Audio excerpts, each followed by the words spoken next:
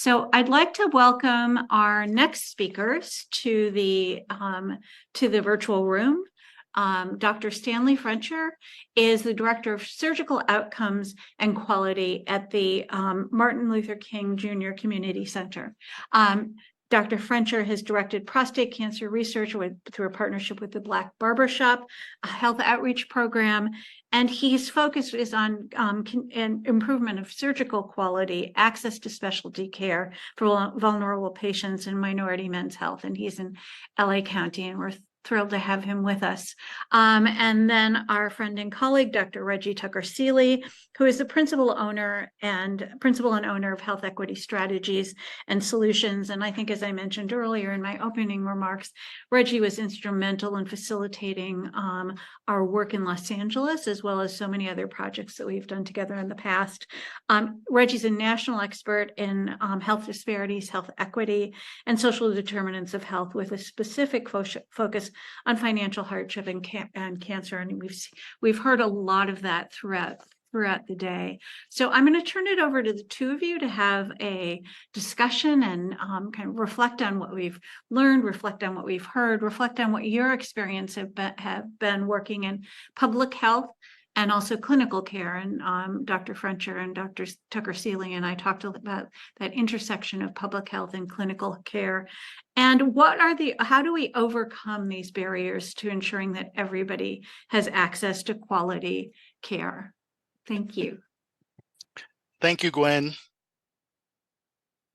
This has been such a great conversation today, and I'm so happy to be partnering with NPAF and PAF here in Los Angeles through my former organization, Zero Prostate Cancer, and my new organization, Health Equity Strategies and Solutions. And I should also state that I'm a board member at NPAF and PAF. And I'm so excited to join in conversation with Dr. Stanley Frencher, a surgical urologist who is the medical director of surgical outcomes and quality at MLK Hospital and associate professor at UCLA. Welcome, Dr. Frencher. Thanks for having me. It's an absolute pleasure to be here. I always love chatting with you, Reggie. Great. So looking forward to the conversation.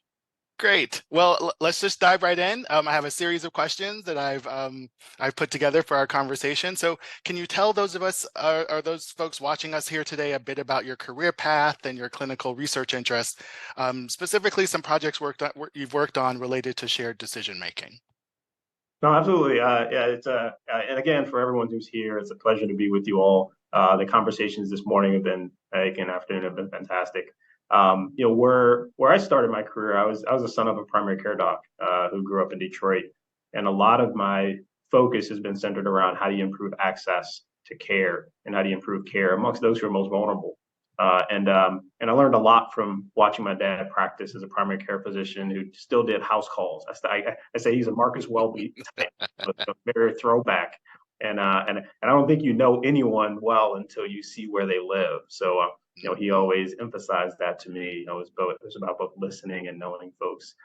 So when I started my career, I began at the University of Michigan, focused on sociology at the time. There was not a huge focus on population health yet. A term of phrase that focuses on trying to combine clinical care and public health. And so I really spent a lot of time trying to understand the underpinnings behind the health disparities. And then worked at the public health school there as an undergraduate, went to med school, where again, I focused on public health and on public policy, getting my MPH at Columbia. And then even as a resident, I sought out a surgical residency where I could do the Robert Wood Johnson Clinical Scholars Program. And that's where I first started to do work in this space of shared decision-making. I did that program at UCLA out here in Los Angeles.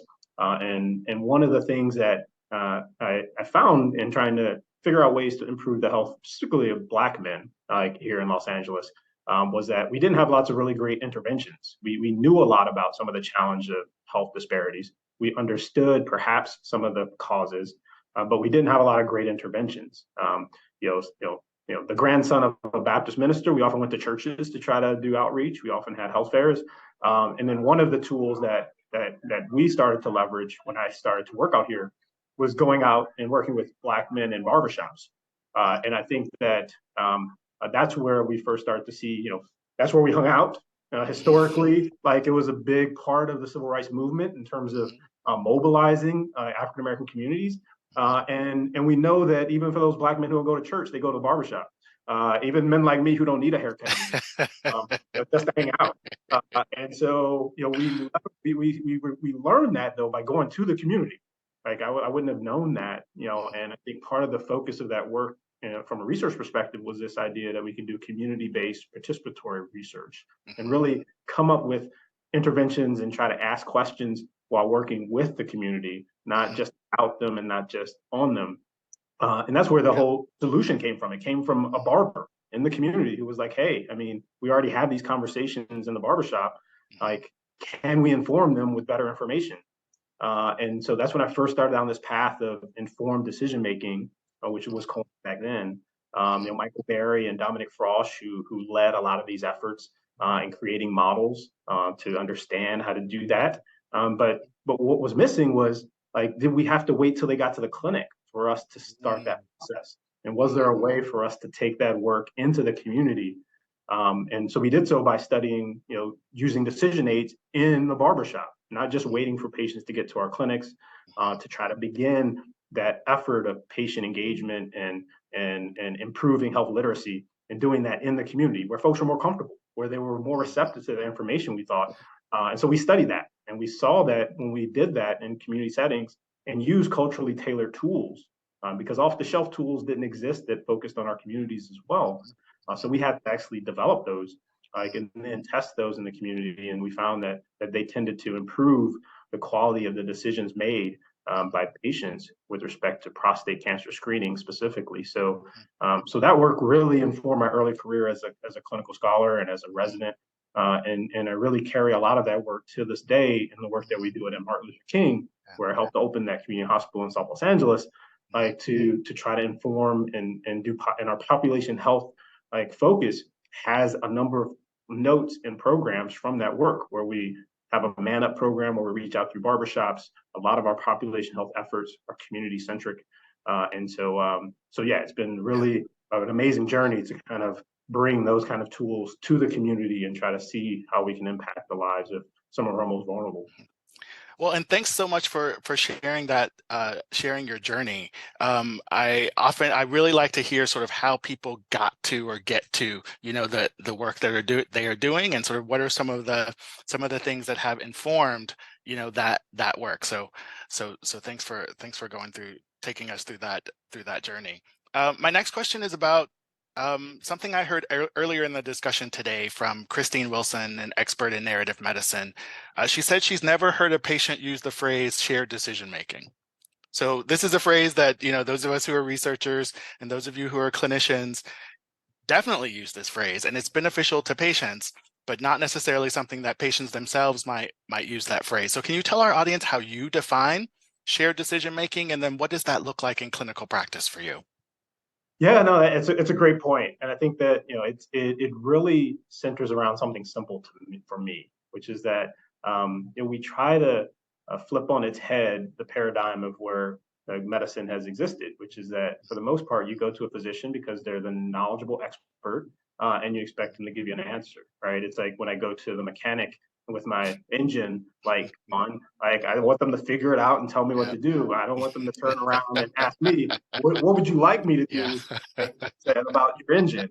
And I think that simplistically, some people think about shared decision making in that perspective, but really you have to think first about the principles upon it's based, which is self-determination, like the idea that patients have some agency in the decisions that they make. And when we agree that that is a goal, then defining shared decision making is much easier, because then it's about working to use the best available evidence to arrive at decisions that center around the patient's preferences, some of their and so I think that from that perspective, it makes a lot of sense. And you would be like, well, don't we do that already? And the reality is that a lot of doctors believe they do, and many of us don't, and we certainly don't do it well.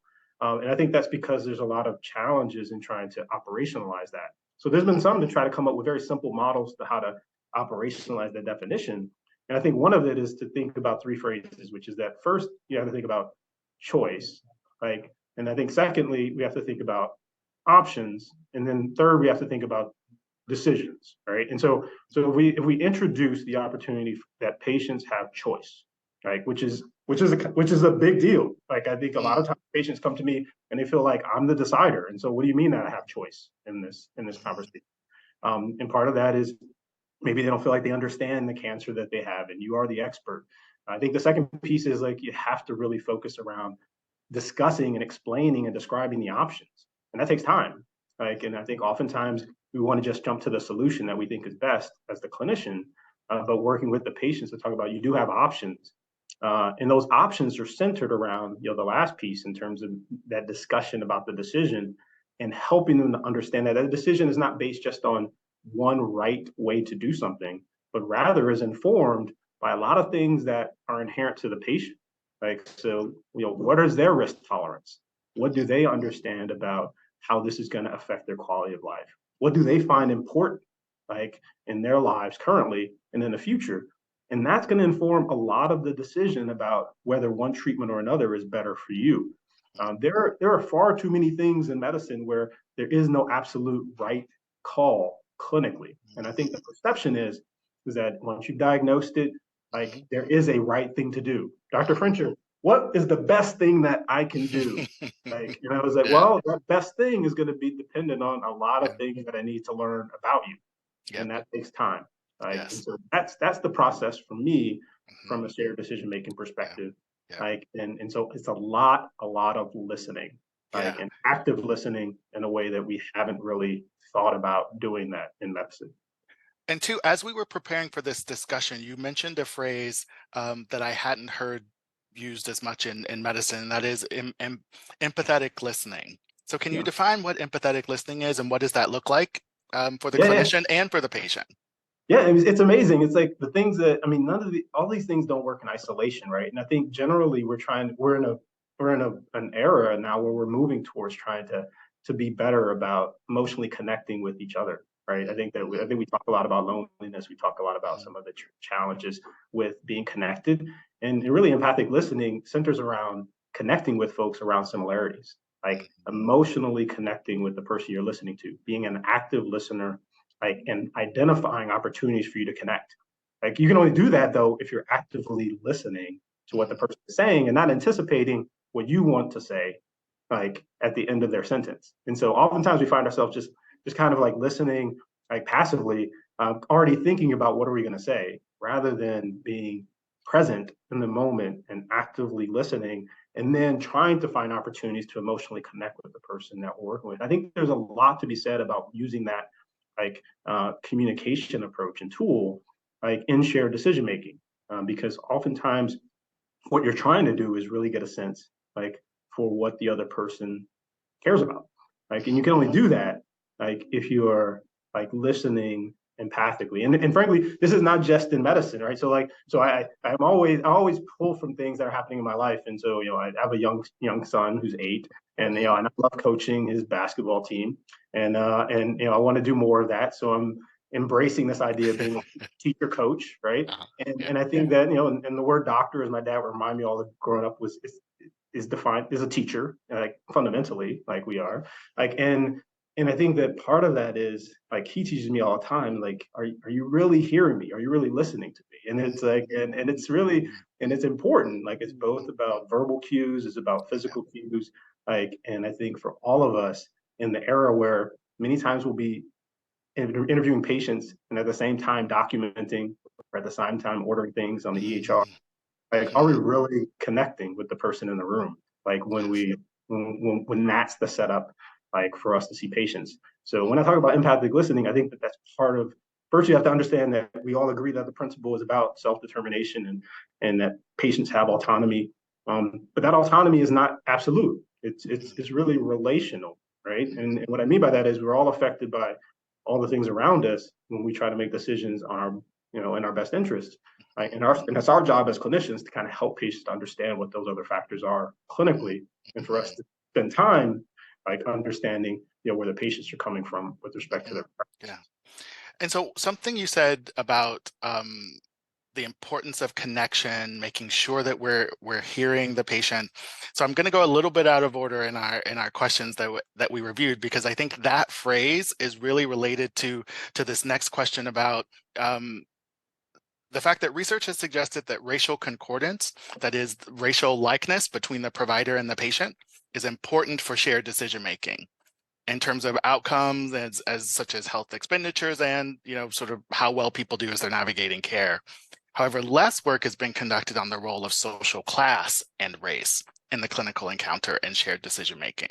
So how important do you think understanding, in addition to race, social class is, and that intersection in the patient-provider interaction? Yeah, I think the last thing you said is kind of the important piece, that intersectionality. I think oftentimes when we do these studies, we control for these other variables. We control for class, for age, for gender, for some of these other things, and don't recognize that the impact may be at the intersectionality between all of those things. Like, and so from the perspective of, is there a benefit when there is concordance racially? Yeah, I think that there's some good evidence to suggest like that there is.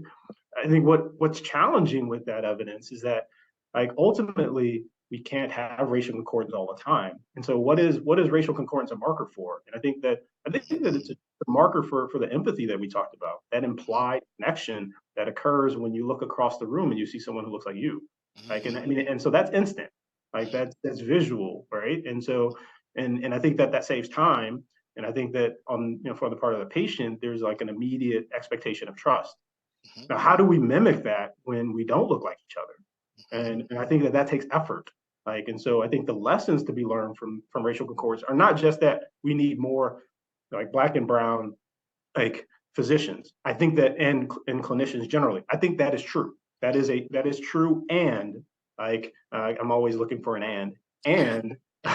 Yeah. Like we need to create models like the tools necessary to do shared decision making and understanding of that, such that we are establishing that trust like much more quickly in our interaction with patients. And I think that requires active listening. I think that requires creating structures that promote like the discussions that we need to have. I'll give you a quick example. I mean, I work at Martin Luther King Jr. Community Hospital, 131 bed hospital that serves South Los Angeles, 1.6 million people, like some of the highest rates of Medicaid, like and some of the highest rates of challenged public schools, et cetera. You name the social determinant of the health challenge and the chronic disease issue, it exists in our community. And we see about 100,000 patients through the emergency room. Well, the emergency room is not structured to see 100,000 patients. And so being able to establish rapport, like, and have a conversation where there's actual shared decision-making going on, like in that environment, is challenging. And so we need to also think about, how do we structure like clinics? How do we structure our time? How do we structure our facilities in a way where we can be having these discussions with patients that we know take longer to do so, but signal to patients that we're willing to do it. It doesn't signal to a patient that I'm about to have a conversation with you if you're sitting in a chair in a hallway in an emergency room, right? So I think that we have to like establish structures that actually signal to folks that we're engaging in this kind of process. Which I think is a really good lead in to my next question about what are some of the barriers and facilitators to shared decision making. And then what are some of the tools that healthcare providers, physicians in particular, need to engage in shared decision-making with their patients? Yeah, I think first and foremost, I would have to start with how we pay for healthcare. Trust me, I'm a surgeon, and so and I think we benefit greatly from the fact that we value procedural-based care much more than we value like things that our internists and primary care colleagues do, right? And I think that the focus that we have currently on trying to get back to preventative health, preventative medicine, focus on primary care, and a focus on trying to integrate public health into more of the clinical aspects of what we do, I think are all like pathways to get there. But in order to get there, we have to change the way we pay for healthcare. Like as long as we're paying incrementally for transactions, like I think that providers are pushed to do more and spend less time with patients. So when you move to a value-based care model where folks are paying globally or what some would call capitated or paying ways that aren't connected to the specific interventions that I provide, but more focusing on what is the right thing to do, that aligns very well with shared decision making, right? Because at the end of the day, oftentimes the decision may be to do nothing, like, and still the clinician needs to be compensated when nothing is done, right? Because they've had Mhm, the conversation with the patient. mhm, mhm, So I think that that's a big part of it. I think the other is what I alluded to earlier. I think that we need to rethink how we structure places. I mean, I think that there's really good work in trying to rethink like how healthcare facilities should be structured, how clinics should be structured, such that we can spend more time with patients in ways that allow us to interact with them, like to understand what their preferences are.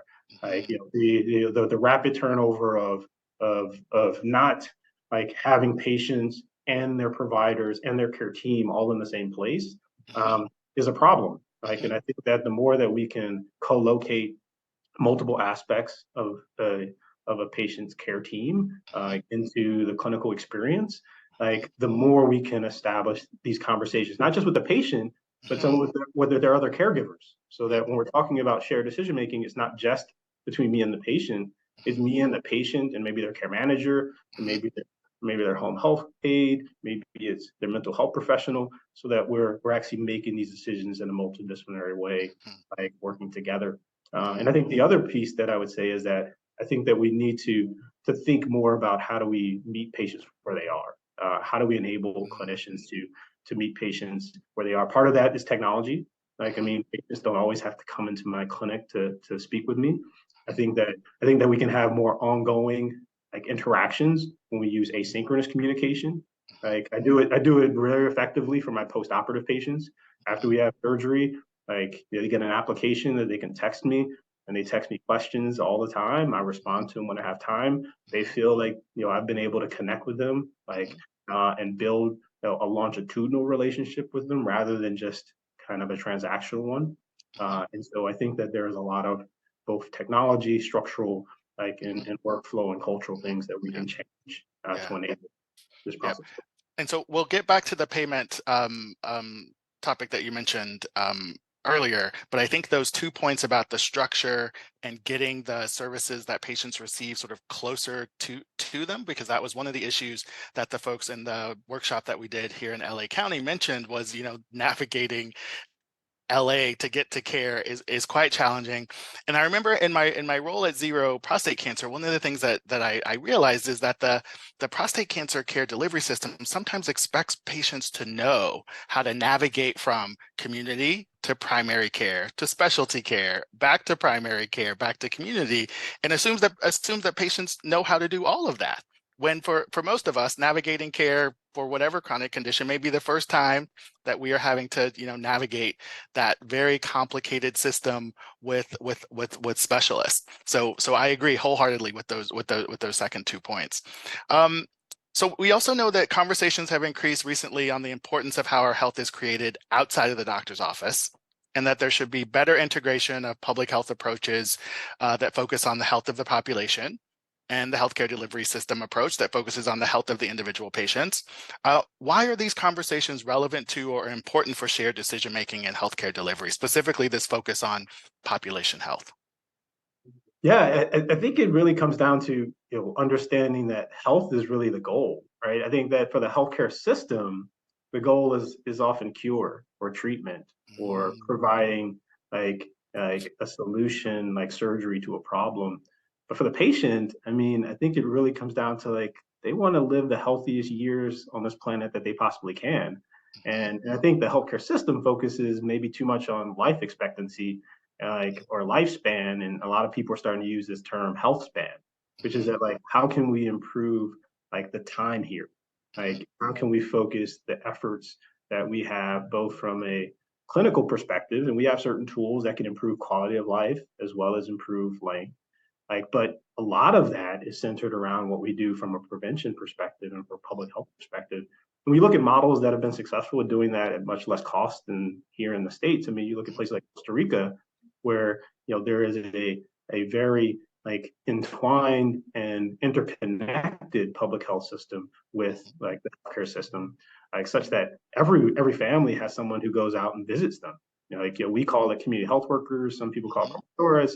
Like, um, but really having someone who isn't necessarily a clinician per se, but someone to what you had mentioned to help them navigate some of the challenges of mhm, managing their health both at home mhm, and when they have to enter the healthcare system and when they return to home. Like in it's in those gaps, I think that we do a poor job. It's in those transitions between being healthy to having a problem to getting treatment to going back to trying to get to a new state of health. Like, and we do not have the tools and the people and the workflow and an understanding of how to make those transitions happen seamlessly.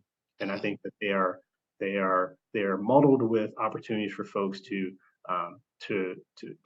have to revisit emergency rooms, to have to ultimately be rehospitalized, or to simply just get lost in the complexity of the system.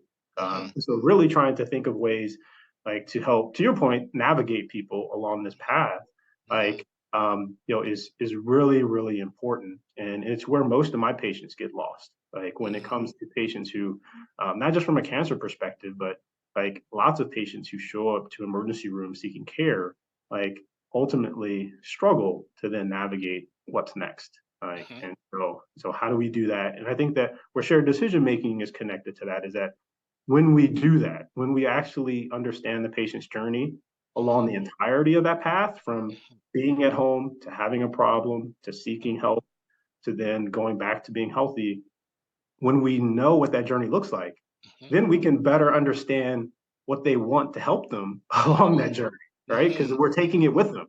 Yep. Instead of you're just here in my clinic and now you're gone. Like whatever happens after that is between you and someone else. But if we are really taking that journey with our patients, like in a real shared way, like then I think we come to better decisions about their care.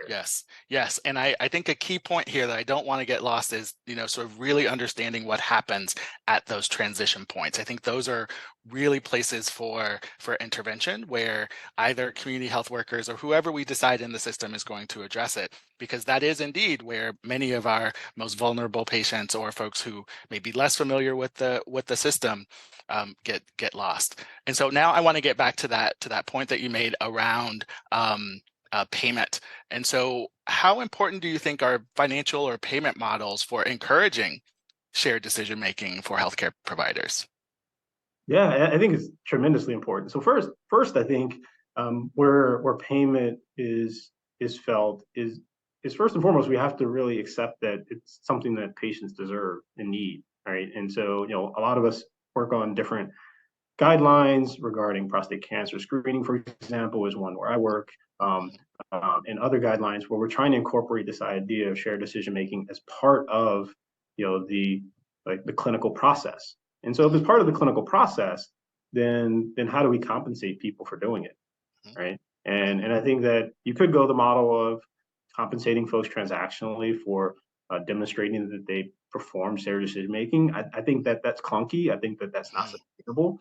But I think that more importantly, I think that we have to take a step back and say, well, how do we create models of reimbursement from a value-based care perspective that encourages folks to do shared decision making? Because ultimately, like we're judged perhaps by how well we approximate like the clinical decisions we make reaching patients' preferences.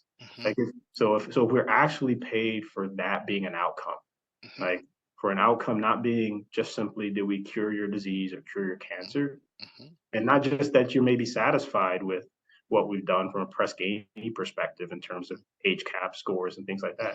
How closely did we get to your preferences, and can we measure that, and can we understand that, like for each and every patient that we take care of, and then can we reward those providers who do that better? Yes. Like, and so I think that, if that's our goal, if we believe principally, like where we started, that self-determination is important and is an important principle for patients, how closer do we get to that when we're caring for them should be what we are measured by.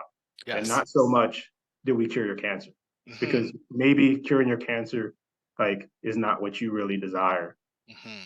Right. And getting closer to that health span notion of, folks living the longest years possible with the best quality of life possible in those years. So my last question is related to something that Dr. Nguyen mentioned in his opening talk this morning. And this resonated with me, and I think it's resonated with folks throughout the day, where he said that a friend of his said that the future is here, it is just unevenly distributed. So what do you think is the impact of the unequal distribution of advances in medicine on shared decision making? and how recognition of this uneven distribution influences how providers talk to patients, especially to those who are not necessarily receiving all of the benefits of this future? Yeah, I think that's a fantastic question and observation, because the reality is, as physicians, we only offer to patients either what we know or what we think they can get access to. And so I see it time and time again where, like, a very narrow suite of options, because we talked about for shared decision making, part of it is patients having choice, Mhm. but part of it is describing options as that second piece. And if at the end of the day, when we're describing options, we're doing it from a biased perspective of, hey, you're on Medicaid, we only have these options for you. Mhm. Like, well, you're uninsured, we only have these options for you. Mhm. Well, there's not the availability of the specialists like in this community, like for you to get this option. So these are the options for you.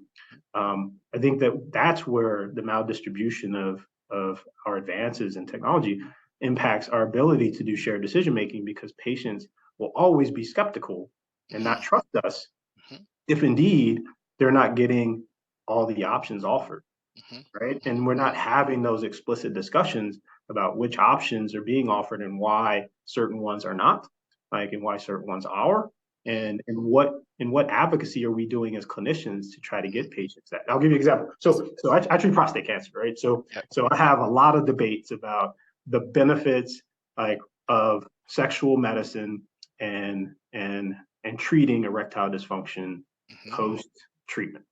And many payers do not pay for that. Many people Mm. claim it to be or believe it to be cosmetic. Folks feel like it's a lifestyle, like, treatment, and not something that's like um, important, like, enough to be covered. Like, and so oftentimes patients will take the perspective, and sometimes clinicians will take the perspective that it's just not offered or available. So the discussion doesn't happen Mhm. right now. Now we've worked really hard, like in many areas, to get that treatment covered and for Mhm. folks to be able to get access to it. But for that to happen, you have to have an engaged provider who's willing to advocate, who's willing to understand what your preferences are, understand what lengths you're willing to go to as a patient to get access to that therapy, sometimes paying out of pocket, sometimes people leave the country. And so like, and so if we're not having these discussions Mhm. about what's available and what's not and why with patients, I think we lose an opportunity to advocate for what patients really need and what they want, Mhm. like, and include them in that advocacy. Like, Mhm. and so it's much more powerful to me to go to a health plan or a payer and say, I have a population of men who want this, Mhm. who will choose a different plan if you don't offer it to them. Mhm. I won't be able to be a provider in your network if we're not able to provide it either. So I Mhm. think by not partnering with patients, by not having these transparent discussions about the options we're offering and why, so Mhm. that they can be part of the advocacy and improving this maldistribution of healthcare resources, Mhm. then I think we're missing, like, the fact that systems are only made of people, and we're the people who make up Right. that system.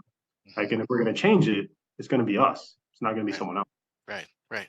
Well, Dr. Frencher, thank you so much for taking us out of this sort of academic realm of sort of thinking about shared decision making and giving us some real world clinical frontline clinical practice examples of what of what shared decision making looks like. We're right at time, but I do want to give you one minute if you had any sort of closing comments or closing remarks that you wanted to make about shared decision making today. No, I just wanted to thank you all for having me. I think this is such an important discussion and so timely. I think that just not the only thing I could recommend is don't see shared decision making in isolation. I think it's part of a broader effort and movement that we all have to undertake to Mhm. make sure that the care that we're rendering in the healthcare system aligns with truly the needs of our patients. Mhm. And that need is not always, like, predicated on what we believe is the best, like, treatment option for you from my perspective as a surgeon, but rather it's a shared opportunity for us to understand, like, what your preferences are, like, as patients, Mhm. like, and to leverage the expertise I may have so that we can both arrive at a decision that we're not only comfortable with, but that we can live with and improve, the quality of life that each of us have here. So I think that for me, like, I'm really blessed to be with you all, and I hope that you guys have a really great rest of your meeting and day. So Great. thanks for the invite. Great. Thanks so much, Dr. Frencher. And now I'll turn it over to Gwen. Thank you both so much. That was such a wonderful conversation.